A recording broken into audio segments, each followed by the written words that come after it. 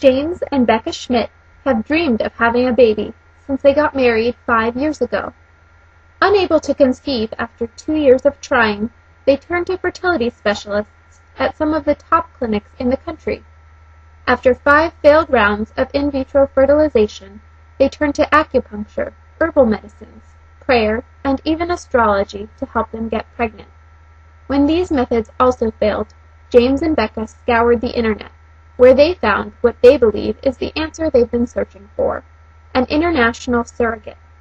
Shruti, a petite Indian woman, is now undergoing fertility treatments to get pregnant with the Schmidt's baby. We provide her with the money for her education, make sure she's eating properly and taking her tablets. When she goes to the hospital for checkups, they email us to tell us she's been. If she doesn't get pregnant, we'll consider a separate egg donor or surrogate. It's like gambling, it's like a habit, so you carry on until you achieve something. Reproduction involves deeply personal decisions, but scientific innovation and the forces of globalization have made the building blocks of reproduction available in the global marketplace. Procreation and childbearing are now international affairs. In fact, the Schmidts are part of a rapidly growing community of individuals willing to travel across international borders to access reproductive technologies. Services they seek include in vitro fertilization, sperm and egg donation, sex selection, surrogacy, and embryonic diagnosis. The mainstream media has dubbed this practice reproductive or fertility tourism. Those who participate in it prefer to call themselves reproductive exiles and refer to the trips they take as cross-border reproductive care. The international healthcare marketplace is not new. It emerged in the late 19th century as wealthy patients from less developed parts of the world began traveling to medical facilities in the United States and Europe for services that were otherwise not available. As the global marketplace has expanded, so too has medical tourism, which now generates annual revenues of up to $60 billion and boasts 20% annual growth. Many factors drive fertility tourism. Couples may have limited access to certain treatments in their home country due to long waiting lists or excessive costs. Specific treatments may not be available locally because of a lack of expertise or equipment, or because they are considered unsafe. Even if a treatment is available locally, foreign centers may report higher success rates. Some fertility treatments may be forbidden by law or unavailable due to an individual's social or demographic characteristics. Despite these diverse circumstances, what binds all fertility tourists together is their common and intense desire for a biological child, and their willingness to travel the globe in pursuit of parenthood. Fertility clinics around the world are well aware of the increasing global demand for their services, and many cater to international patients. Some explicitly market the experience as a holiday getaway. The website for the Barbados Fertility Center advertises that in between appointments, patients can enjoy the soothing sound of the lapping Caribbean Sea, go for a long romantic walk along the white sandy beaches, and then enjoy the tantalizing tastes of the Caribbean's cuisine. Fertility tourists, who likely number somewhere between 20 and 25,000 couples each year, travel both to and from developed and developing countries. Each locale has its own specialty. Israel is the leading destination for in vitro fertilization procedures and has the highest number of fertility clinics per capita in the world. India is the main destination for couples looking to hire an international surrogate. Infertile couples are drawn to this area of the world because of lighter regulations, but like all patients from highly industrialized nations who travel to less developed countries for medical services, the biggest draw is the low cost. Country governments and insurance agencies disagree about whether fertility treatments are a choice or a medical necessity. More often than not, patients bear the financial burden. In the global marketplace, consumers of reproductive technologies can choose to access treatments in places where they cost less. In the United States, surrogacy costs can amount to $80,000. In Britain, a surrogate is typically reimbursed for expenses up to $18,000. The cost for an Indian surrogate, on the other hand, doesn't usually amount to more than $5,000. IVF is a similar story. Even including airfare and lodging, one cycle at an Indian fertility clinic costs less than half what it does in Britain or the United States. While some people engage in reproductive tourism to access cheaper, more efficient, or a wider range of services, others do so to bypass regulations and laws in their home countries. Governments may outright ban certain services regarded as morally corrupt, such as sex selection or commercial egg donation. Couples travel from Britain to the United States for pre-implantation genetic diagnosis, which can be used for sex selection, a practice that is prohibited in the UK. In Britain and other parts of Europe, women travel because of restrictive policies limiting the number of eggs that may be fertilized and how many embryos may be implanted.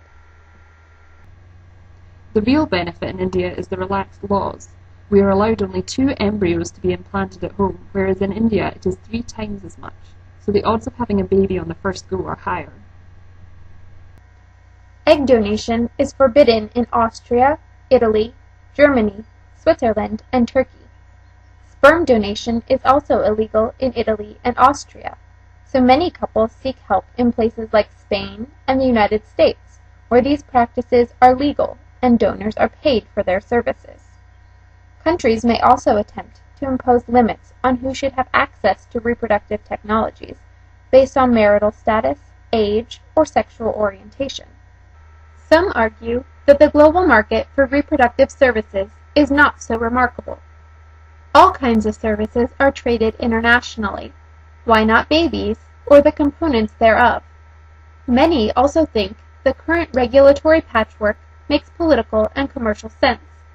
If Germany wants to ban egg donation, it should, and if German couples want to avoid this regulation, they should procure their eggs abroad.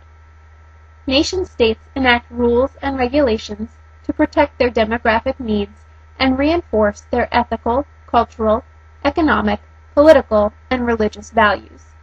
Reproductive parts, services, and labor have been commodified for individual consumption within these frameworks. If potential consumers of assisted fertility services have needs and desires that clash with their country's interests, they can go elsewhere. The problem with this approach is that it turns assisted reproduction into a profitable business and creates a lucrative marketplace in which rich couples scour the world in pursuit of high-tech offspring. Fertility tourism sheds light on the fact that citizens with the economic, political, and social means to travel internationally have the ability to bypass the cultural and legal restrictions of national regulations, while poorer would-be parents remain subject to their country's restrictions. As elite global citizens transcend the power of the state, local inequalities become reenacted and reinforced on the global stage.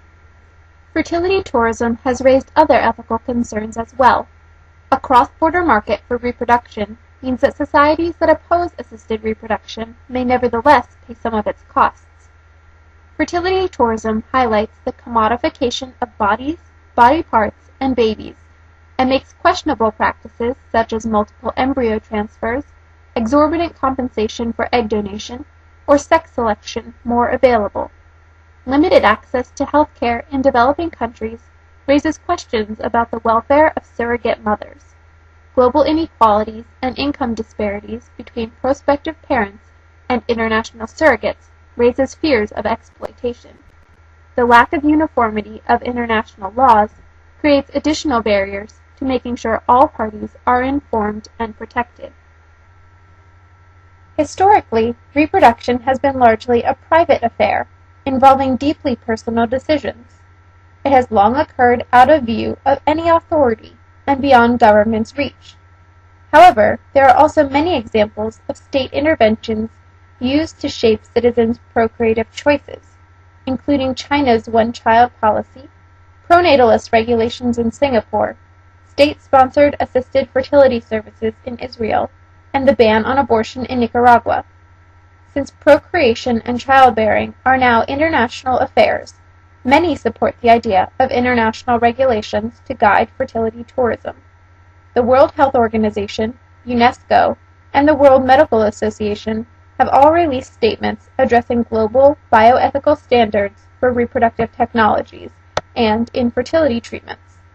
There is still a need, however, for a universal declaration harmonizing regulations, as each statement currently provides only a baseline of ethical practice.